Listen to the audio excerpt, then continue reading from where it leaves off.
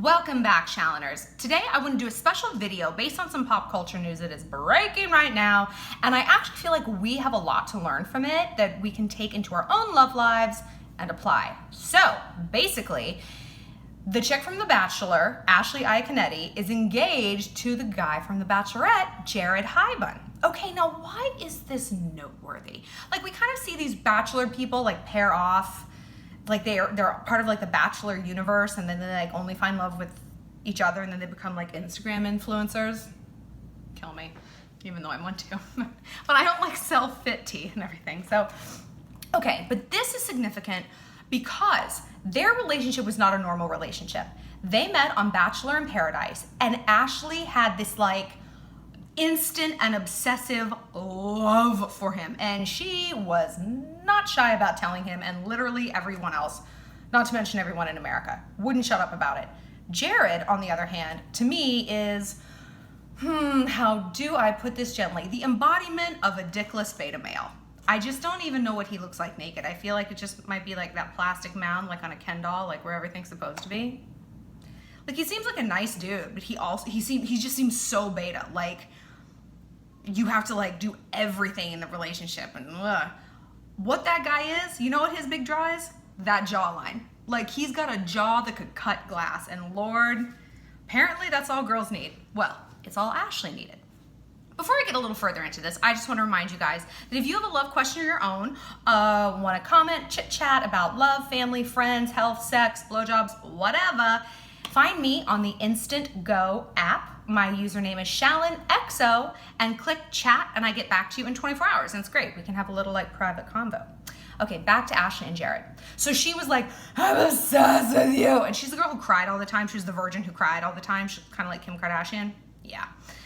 She's the virgin that cried. What a time to be alive. And so he was always very like, like kind of like high key repulsed by her intensity, because how could you not be? Like, he would sort of like act like maybe he could like her, and then just be like, no, I can't. So after the show ended, and she went back like 2 seasons in a row to try and like get him to like her, and it never worked. He was just not into it. And she's a beautiful girl, and she's sweet. She's very childlike, but some dudes are into that, So then after the show ended, you heard that like they became best friends, BFF. I was actually at a few events with them, and I watched them, and I was like, man, I don't see a shred of sexual chemistry between these two. They really did seem like brother and sister. Okay. Then, cut to, she goes on some other Bachelor show and meets a Bachelor dude from like a different like franchise. Like, I think he was Australian or something, and they ended up dating. Right about this time, Jared decides he's actually in love with her. And this is what like other people, like their mutual Bachelor friends were like, yeah, it was crazy watching Jared like spiral when he was like seeing Ashley in love with someone and like dating someone else. So Jared writes her some like insane emo, dickless beta, 3-page letter like professing his love for her, and she's like, oh my God. She dumps this dude, starts dating Jared, now they're engaged. Let's break this down. Let's break it all the way down. Because at first, I thought what you guys are probably thinking,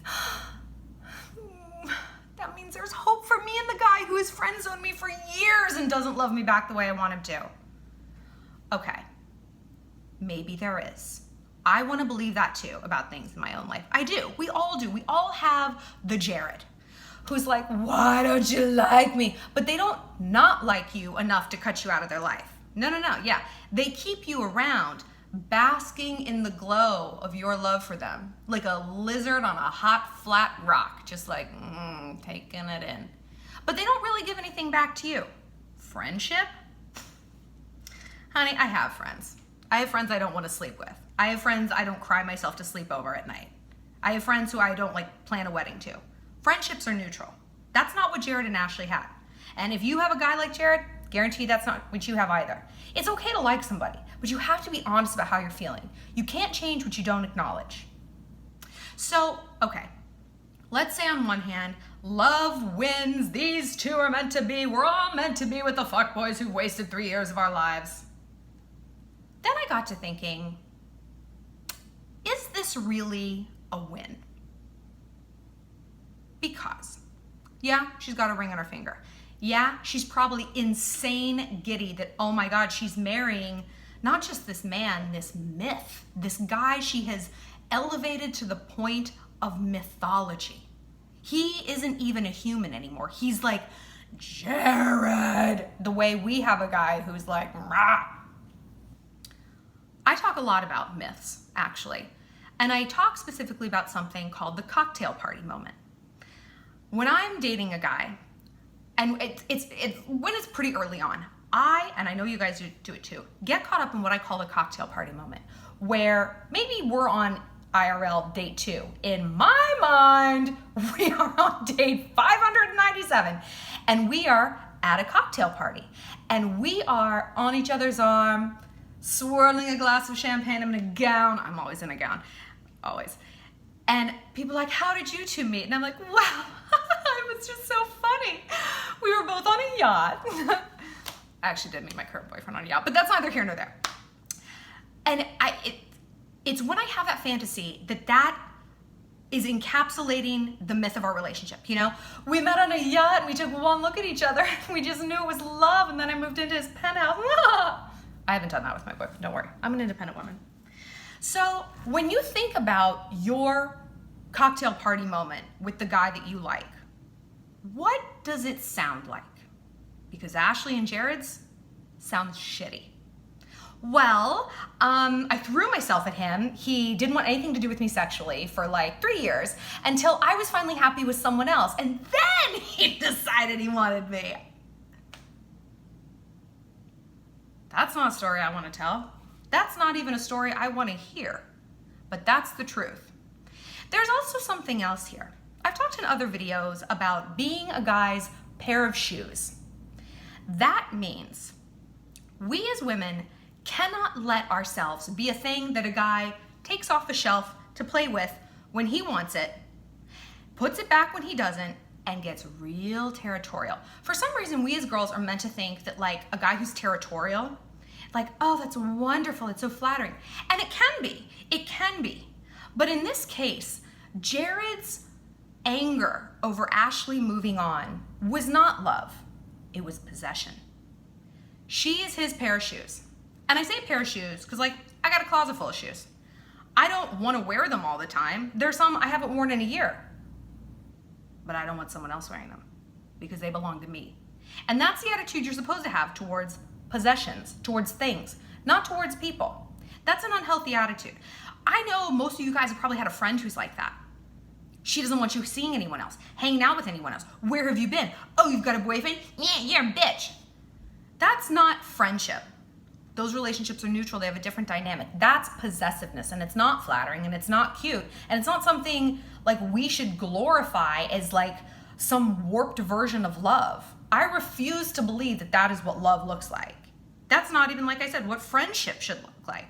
So for Jared to only want Ashley when she was healthy and happy and not part of his fan club anymore, that ain't no good, girl. You might have him now. Things change. I learned the hard way that getting married is not the happy ending. You know, there's a lot that happens after that. And there's a lot that you have to work out. And when you're like ring blind, you know, like engagement blind, or even like title blind, like if we can just get to boyfriend, girlfriend, I know everything will be great. Well, I mean, not always. You still have to work on these dynamics that are at play in your relationship. That's not going to change. And I look at Ashley and Jared and I see like a guy who just wasn't into her. And again, okay, say that he was. Say that like this is how it is. Like sometimes people just change their mind, the timing wasn't right, and that honestly can be true. It can. I tell you guys, I base my advice on statistics. Just like there are some people who can eat Taco Bell and Pizza Hut and have a six-pack. I don't necessarily advocate that you assume you're one of them, because you're probably not. And and you can like act like you are, but it's gonna have really bad consequences that you're not gonna like. The same with stuff like this. Maybe that fuckboy you've been chasing for years, maybe he will wake up one day and love you. He might. But if you're wrong though, you've wasted a lot of time. And like I said, the cocktail party moment, I expect more from my relationships, and I know my value is higher than to chase and chase and chase and chase and get rejected again and again and just feel that sense of like incompleteness, that I'm not getting what I want out of this. And I also don't want to be with a guy who only sees my value when someone else does. Back to the clothes metaphor. I have a dress in my closet. It's one of my favorite dresses. I have a lot of expensive clothes in my closet. My favorite dress is from Forever 21. I love it. I've had it for like 7 years. I will never give it up. I'll be buried in it. I don't need it to have a price tag. I don't need for it to have a value to others. I don't need to have a brand for it to be on a celebrity. It has value to me, and it did from the second that I saw it. Same with the people that I date. Same with the friends that I have. We all want things that other people want. That's human nature. That's literally how the economy works. That's what supply and demand is. But to a degree. Like, no, I don't want to date someone knowing they're just like a complete wiener loser, but that's for other reasons. Like, I need the person I date to have friends because that means they're socialized properly, they have a life outside of me, all that.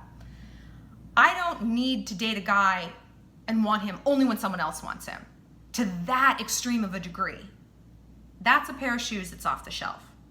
That's a dress that has a price tag on it. We are not shoes, we are not dresses. We are women. I want a man who looks at me, and the second we get to know each other, he's like, oh, I see the value. And I know she knows her worth, and I know her worth. And I'm not gonna make her chase me. I'm a man, and a man gets his woman. A man makes her feel loved and protected and safe and complete. That's not what happened with Jared and Ashley. So I'm happy for them, I guess, or whatever, I don't even care. But don't look at this as necessarily how you want your relationships to go, how they should go, or how they're going to go. You're better than that. You're not a virgin who cries on TV. For more, click like and subscribe for new videos every week. And like I said, if you have a love question of your own, find me on the Instant Go app. My username is ShallonXO. Click chat, and I'll get back to you in like 24 hours. And for personalized responses, nothing's copy and pasted. We are chit-chatting, and we are gonna work everything out. I'll talk to you guys soon. Shalom, Taraj.